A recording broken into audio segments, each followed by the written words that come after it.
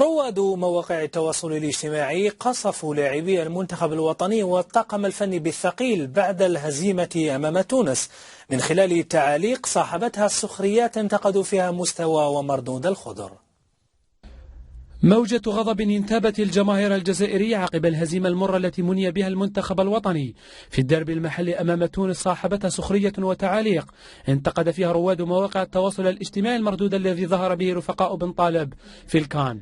وركب بعض الفيسبوكيين صورة تحمل معاني كثيرة تشير إلى أن المنتخب الذي وضع أسسه شيخ المدربين ربح سعدان والذي واصل واحدة للوزيج بناءه هدمه غوركيف وأحرقه جورج ليكانس، في حين أشار البعض بسخرية للأخطاء الدفاعية التي ارتكبها الخضر وعلى رأسهم ماندي وغلام، في حين أشار البعض الآخر إلى العودة السريعة للخضر إلى الوطن بعد الخروج من سباق التأهل للدور الثاني وظهور بعض اللاعبين بوجه مخيب وعلى رأسهم بن طالب. في حين أثنى بعض رواد مواقع التواصل الاجتماعي على محلل قناة الهداف علي بن شيخ وأكدوا أن ما كان يقوله أسطورة المنتخب الوطني سابقا حول عدم امتلاكنا لمنتخب قوي صحيح، وأن لاعبي منتخبنا لم يصلوا للعالمية وإلى مرتبة النجوم الكبار صحيح أيضا، وتبين ذلك فوق أرضية الميدان. ونترككم مع بعض الصور المركبة التي انتشرت بقوة على مواقع التواصل الاجتماعي.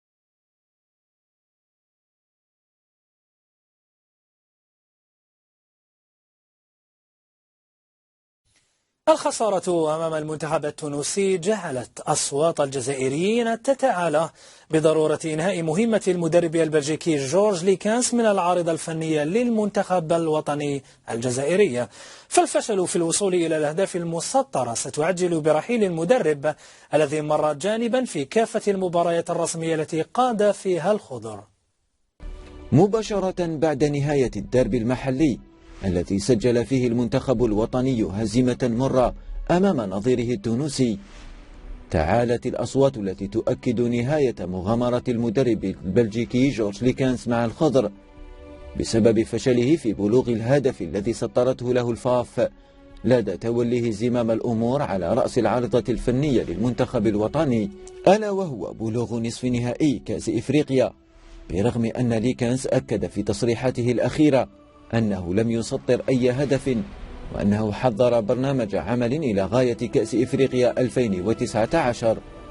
وبرغم أنه لا شيء رسمي إلى حد الساعة إلا أن كل المؤشرات توحي إلى أن ليكانس سيعود من حيث أتى، بما أن الجماهير الجزائرية باتت لا تثق فيه إطلاقا نظرا لعدم تحكمه في المجموعة والانزلاقات التي حدثت مؤخرا، إضافة إلى تدخل عضو الطاقم الفني مجيد بوكرة الذي حتم عليه إجراء بعض التغييرات في لقاءي زيمبابوي وتونس لإعطاء نفس جديد للتشكيلة.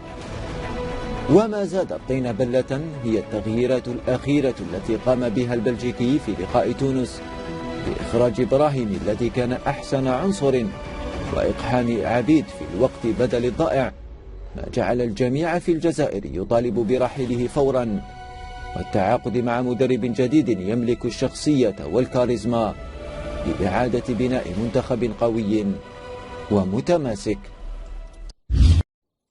هذا وأجمعت آراء الصحافة العالمية على أن سقوط الخضر أمام النسور قرطاج كان بمثابة المفاجأة. إبراهيم سعد الله والتفاصيل. شدت الهزيمة التي تكبدها المنتخب الوطني في الدربي المغاربي الذي جمعه بالمنتخب التونسي على ملعب فرانسفيل أنظار الصحافة الدولية، وصبت أغلبها في خانة تقلص حظوظ الخضر لكسب تأشيرة التأهل إلى الدور ربع النهائي.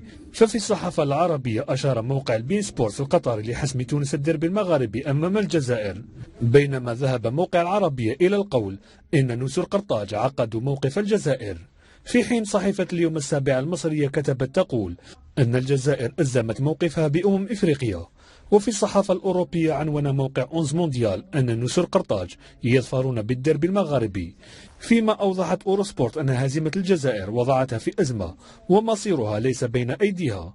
صحيفة ليكيب الفرنسية كتبت تقول أن هزيمة الجزائر أمام تونس تجعلها تبتعد عن دور ربع النهائي. موقع آخر ساعة البلجيكي أوضح أنه ورغم هدف حني في الدقيقة 90 فالجزائر ليكانس تتعثر أمام تونس، بينما الديلي ميل البريطانية أشارت إلى تأزم وضعية الجزائر عقب هزيمتها أمام تونس.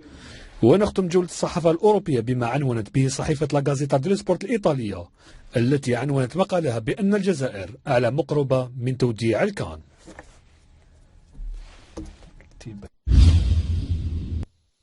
الجمهور الجزائري مرارة كبيرة بنهاية مباراة تونس بخسارة زملاء الحارس عسلة، وتحدثت الجماهير بحسرة كبيرة بعد نهاية اللقاء لميكروفون الهداف. خيبة أمل كبيرة ميزت الشارع الكروي الجزائري عقب الهزيمة بهدفين لهدف أمام المنتخب التونسي. جانب من أنصار المنتخب الوطني الذين غصت بهم ساحة البريد المركزي أبدوا تأثرا شديدا للخسارة واستحالة تأهل المنتخب في ظل المردود الذي بات يقدمه، مطالبين مدرب البلجيكي جورج ليكانس بالرحيل من منصبه نظرا للفشل الذي تكبده الخضر. هذه بلاد الرجال، هذه بلاد الشهداء، هذه بلاد الزعامة وبلاد الرجال، ويعرفوا خالتي مريم تعرف البالون. اليوم راني نبكي والله غير راني نبكي، على بالكم رد عندنا كرو ايكيب يا اخو، واحد يلعب في ليستر واحد في ويستام، كيف احنا كل عام نروحوا كوب دافريك بريميتو ونخرجوا يا وحدنا يا حبيبي، والله غير عيب يا اخو. سي با اون اونترينور، هذا اونترينور اللي جابوه راهم غالطين، جابوه ماهوش اونترينور. لارجمتو مونت يا خو، هذا لونترينور يا خو ما كاين والو، زعما درب تونس، زعما درب تونس، علاش هني هذاك والله غير جاو دخل ماركا والله غير بوان دانتيروغاسيون. وحتى أنصار المنتخب الوطني الجزائري الذين تنقلوا إلى الغابون أبدوا غضبهم وسخطهم الكبير من مستوى الخضر، وقالوا في ميكروفون الزميل سعيد فلاك مبعوث الهداف إلى فرانسفيل الغابونية: أداء كارثي، مدرب كارثي، الموس الحق العظم. سكتنا قبل الكاميرون، سكتنا قبل نيجيريا، دروك صاير كان فضيحة. تونس فريق عادي. دروك أنا نعطي تحية لماجر وبن شيخ، نقول لهم كلامكم الدواء، هذه اللي نقولها لكم، نقولها بن شيخ ماجر كلامكم الدواء. كيغمونا بزاف لي جوار هذو تاعنا يلعبوا في البطولات الاوروبيه، الا لا كان ما تساعدهمش سواء في الكليمه سواء في المناخ اللي واعر بزاف، هم يقولوا اشاك فوا نخسروا دراهم. خويا ما تجوش، اروح دير اللي قدر خويا، هاني دير اللي قدر، اما تي اوبليجي باش دي تعطيني لو ريسبي باسكو ما تو ريسبكت على لو دابو الجيريان. ما تنساش هذه ماشي وجهك ولا اسمك ولا الكلوب اللي تلعب فيه. هذه تاع التأهل يعني باش نعطيهم نصيحه، هذه نساوها كاع يفوتوها، هذه نساوها ما كاع التأمل. سليماني ومحرز تبدلت عقليتهم بزاف، داروا روحهم بلي سي بون صاي وصلوا ما قيموناش كاع. اداء كارثي سورتو مع تونس، اضاف الايمان ماتش نيل. صاي الحق وقتك خويا، كابتك ولايتك خلاص، جديد عطونا جديد، بغينا نشوفوا جديد. ما تجوش ريحوا في دياركم وخلاص، ريحوا في الشامبيون تاعكم، واحد في ليستر واحد الاخر بزاف كرهنا. ونزيد نقولها لك، اول واخر تنقل مع المنتخب والله ما نزيدها، عييت يونا مار. حاشا بين نقول لكم، ما نقول لكم لا حسبي الله ونعم الوكيل، ما نقول لكم حتى حاجه، اللي نقولها لكم كل شيء راه باين، الجزائريين يعرفوا كل شيء. بصح باش ديروا لنا كيما هكا في ادغال افريقيا، انتم قتلكم الناموس والحمى، بغيتوا تشاوروا لاوروبا، سيتو هذه اللي نقولها. أخبار المحترفين: عدل سفيان فيغولي لاعب وستام الإنجليزي بتصريحات لقناة سكاي سبورت الإنجليزية أكد من خلالها أنه لا يفكر تماما بالرحيل عن ناديه حاليا، وكل تركيزه منصب على تقديم الإضافة والتطور أكثر بقيادة المدرب بيليتش. أعلم أنني مطلوب من قبل ناديين كبيرين وذلك يشرفني، لكنني مرتاح في ويست هام. وضعيتي تحسنت بعد تجاوز المرحلة الصعبة. أحببت العيش في لندن ولا أريد مغادرة البريمير ليج.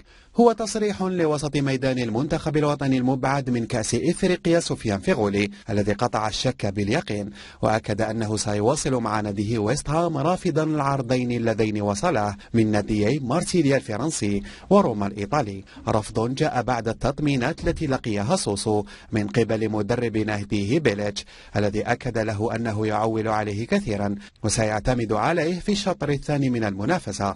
من جهته وبعيدا عن المردود المتواضع الذي قدمه في لقاء تونس، دخل مهاجم الخضر رشيد غزال في مفكرة نادي موناكو الفرنسي الذي يريد مدربه ليوناردو جارديم التعاقد معه. يذكر أن إدارة أولمبيك ليون تسعى للإبقاء على نجمها الشاب وتجديد عقده الذي ينتهي شهر جوان المقبل، وعرضت عليه راتبا شهريا يصل إلى 280,000 أورو.